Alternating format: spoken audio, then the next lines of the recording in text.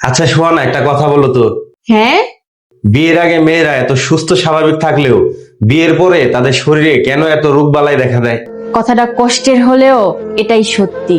বিয়ের আগে একটা মেয়ে তার বাবা মার কাছে খুব যত্নে ভালোবাসায় হাসি খুশি ভাবে থাকে, আর একটা মেয়ে বিয়ের পর তার শ্বশুর শাশুড়ির কথা শুনতে শুনতে সে ডিপ্রেশনে চলে যায়।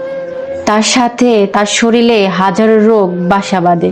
বিয়ের আগে একটা মেয়ের জীবনে বাচ্চা, মেয়ে, ভালোবাসা আর স্বাধীনতা থাকে।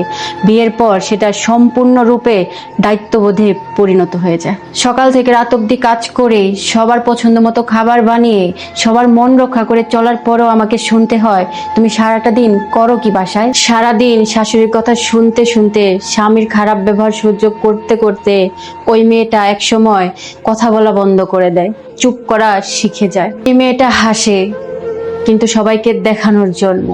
সে মেয়েটা কান্নাও করে কিন্তু ঘরের এক কোনায় বসে, যাতে কান্না কেউ শুনতে না পায়।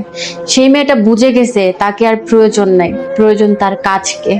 এ কারণে ধীরে ধীরে তার শরীরে নানা রোগ বাসা বাঁধে। কষ্ট মেয়েদের সারা জীবনের সঙ্গী হয়ে যায়।